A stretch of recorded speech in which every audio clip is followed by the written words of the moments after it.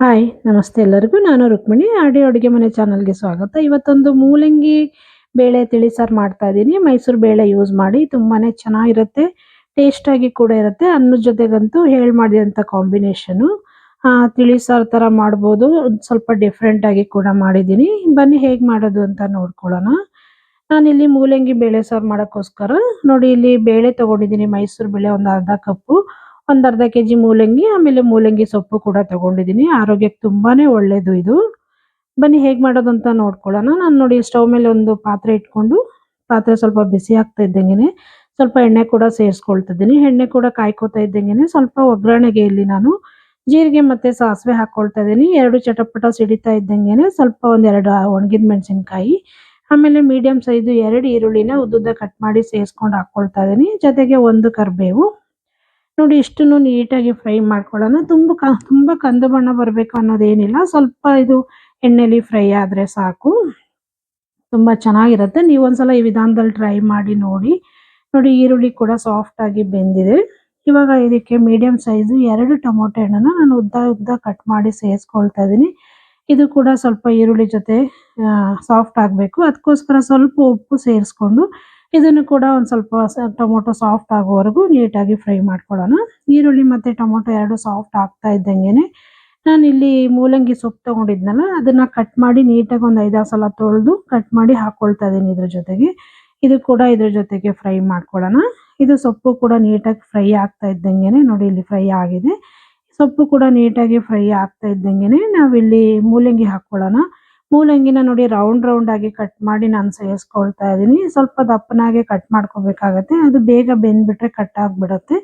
ಹಾಗಾಗಿ ನೋಡಿ ಈ ಸೈಜಲ್ಲಿ ನಾನು ಮೂಲಂಗಿ ಕೂಡ ಕಟ್ ಮಾಡಿ ತಗೊಂಡಿದ್ದೀನಿ.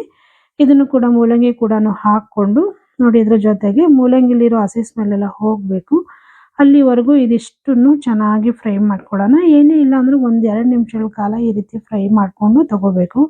ಮೂಲಂಗಿಲಿರೋ ಹಸಿ ಸ್ಮೆಲ್ ಕೂಡ ಹೋಗುತ್ತೆ, ಮತ್ತು ಒಂದು ಒಳ್ಳೆ ಫ್ಲೇವರ್ ಕೂಡ ಬರುತ್ತೆ. ನೋಡಿ ಇವಾಗ ಮೂಲಂಗಿ ಕೂಡ ಚೆನ್ನಾಗಿ ಮಿಕ್ಸ್ ಮಾಡ್ಕೊಂಡಿದ್ದೀನಿ. ಚೆನ್ನಾಗಿ ಫ್ರೈ ಆಗಿದೆ ಕೂಡ 1-2 ನಿಮಿಷಗಳ ಕಾಲ. ಇಷ್ಟು ಫ್ರೈ ಆದರೆ ಸಾಕು. ಮೂಲಂಗಿಲಿ ಹಸಿ ಸ್ಮೆಲ್ ಎಲ್ಲ ಹೋಗಿದೆ. ಇವಾಗ ಇದಕ್ಕೆ ನಾನು ಬೇಳೆನ ಬೇಯಿಸಿಟ್ಕೊಂಡಿದ್ದೆ ಒಂದು ಕುಕ್ಕರಲ್ಲಿ. ನೋಡಿ ಈ ರೀತಿ ತುಂಬ ಚೆನ್ನಾಗಿ ಬೇಯಿಸಿಟ್ಕೊಂಡಿದ್ದೆ, ಅದನ್ನು ಸೇರಿಸ್ಕೊಳ್ತಾ ಇದ್ದೀನಿ. ಜೊತೆಗೆ 1 ಸ್ಪೂನ್ ಆಗೋಷ್ಟು ಖಾರ ಪುಡಿ, ಅರ್ಧ ಸ್ಪೂನು ಧನಿಯಾ ಪೌಡರು, ಆಮೇಲೆ 1/4 ಟೀ ಸ್ಪೂನ್ ಆಗುವಷ್ಟು ನಾನು ಇಲ್ಲಿ ಅರಿಶಿನ ಪುಡಿ ಯೂಸ್ ಮಾಡ್ತಾ ಇದ್ದೀನಿ. ನೋಡಿ ಇದಿಷ್ಟನ್ನು ಚೆನ್ನಾಗಿ ಮಿಕ್ಸ್ ಮಾಡಿಕೊಂಡು ಮತ್ತೆ 1-2 ನಿಮಿಷಗಳ ಕಾಲ ಚೆನ್ನಾಗಿ ಫ್ರೈ ಮಾಡ್ಕೋಬೇಕಿದು. ಒಂದಕ್ಕೊಂದು ಹೊಂದ್ಕೋಬೇಕು. ಆ ರೀತಿ ಮೀಡಿಯಂ ಫ್ಲೇಮಲ್ಲೇ ಇಟ್ಕೊಂಡು ಬೇಳೆ, ಮೂಲಂಗಿ, ಆಮೇಲೆ ಈರುಳ್ಳಿ, ಟೊಮೊಟೊ ಎಲ್ಲ ಹಾಕ್ಕೊಂಡಿದ್ವಲ್ಲ ಇಷ್ಟನ್ನು ಚೆನ್ನಾಗಿ ಫ್ರೈ ಮಾಡ್ಕೋಬೇಕಾಗತ್ತೆ. ನೋಡಿ ನೀಟಾಗಿ ಫ್ರೈ ಮಾಡ್ಕೊಂಡಿದ್ದೀನಿ ಕೂಡ 1-2 ನಿಮಿಷಗಳ ಕಾಲ.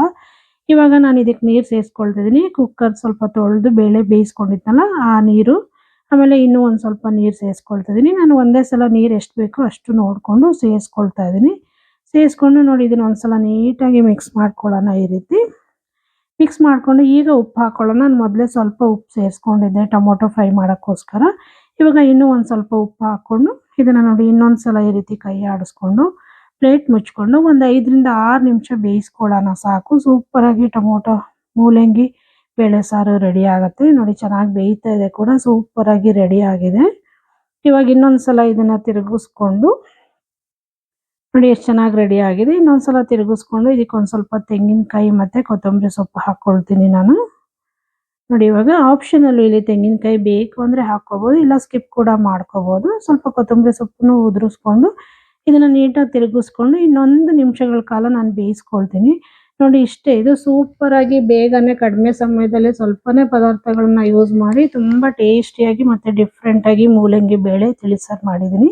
ಈ ಮೂಲಂಗಿ ಬೇಳೆ ತಿಳಿಸಾರು ನಿಮಗೆಲ್ಲ ಇಷ್ಟ ಆಯಿತು ಅಂದ್ಕೊಳ್ತೀನಿ. ಇಷ್ಟ ಆದರೆ ದಯವಿಟ್ಟು ಶೇರ್ ಮಾಡಿ, ಲೈಕ್ ಮಾಡಿ, ಸಬ್ಸ್ಕ್ರೈಬ್ ಮಾಡ್ಕೊಳ್ಳಿ. ಹಾಗೆ ಪಕ್ಕದಲ್ಲಿರೋ ಬೆಲ್ ಐಕಾನ್ ಕೂಡ ಕ್ಲಿಕ್ ಮಾಡಿ, ನಾನು ಯಾವುದೇ ವಿಡಿಯೋ ಹಾಕಿದರೂ ನಿಮಗೆ ನೋಟಿಫಿಕೇಶನ್ ಬರುತ್ತೆ. ಹೀಗೆ ಇನ್ನಷ್ಟು ಈಸಿ ಹಾಗೂ ಸಿಂಪಲ್ ರೆಸಿಪಿಗಳಿಗಾಗಿ ದಯವಿಟ್ಟು ಆಡಿ ಅಡುಗೆ ಮನೆ ಚಾನಲ್ನ ಸಬ್ಸ್ಕ್ರೈಬ್ ಮಾಡ್ಕೊಳ್ಳಿ. Thank you friends. Thank you for watching.